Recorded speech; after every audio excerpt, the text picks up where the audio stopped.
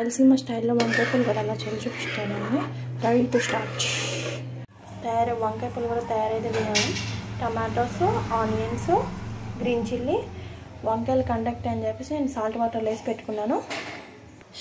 Stove on చేసుకొని cooker పెట్టుకోండి. 2-3 table spoons oil వేసుకోండి. ఆయిల్ హీట్ అయినాక పచ్చిమిరపకాయలు, ఆనియన్స్ వేసుకోండి. టమాటో కూడా వేసుకోండి.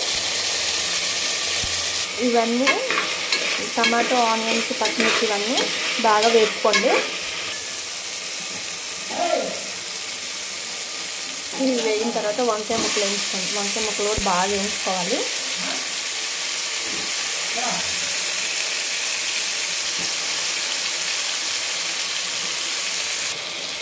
మధ్యదానికి మీ టేస్ట్ సరిపడా సాల్ట్ యాడ్ చేసుకోండి. చిటికెడు పసుపు కూడా యాడ్ చేసుకోండి. పెట్టుకొని కొద్దిసేపు మగ్గనిచ్చుకోండి. కొద్దిసేపు ఆగనిచ్చుకోండి.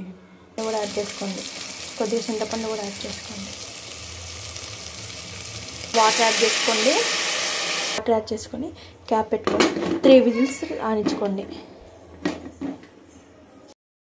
ఇది గంటతో స్మాష్ చేసుకోవాలి. వాటర్లో సపరేట్ చేసుకొని ఈ విధంగా పప్పు గుత్తితో స్మాష్ చేసుకోవాలి. చేసుకున్న తర్వాత సపరేట్ పెట్టుకున్న వాటర్ని ఇందులో యాడ్ చేసుకోవాలి. స్టవ్ ఆన్ చేసుకొని ప్యాన్ పెట్టుకొని ఆయిల్ వేసుకోండి. కొంచెం ఆయిల్ హీట్ అయిన తర్వాత వెల్లుల్లిపాయలు యాడ్ చేసుకోండి.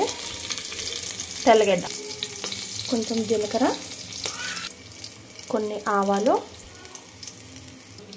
కరివేపాకు కూడా యాడ్ చేసుకోండి. వేగిన తర్వాత అది ఇందులో వేసేసుకోండి. వేసుకొని కొంచెం ధనియాల పొడి యాడ్ చేసుకోండి.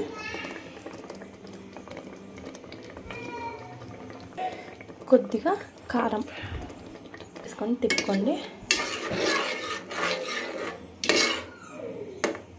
లాస్ట్లో కొంచెం కొత్తిమీర యాడ్ చేసుకోండి. అండి రాయలసీమ స్టైల్ వంకాయ పులిహోర ఎలా చేయాలి? రాయలసీమ స్టైల్ వంకాయ పులిహోర అండి.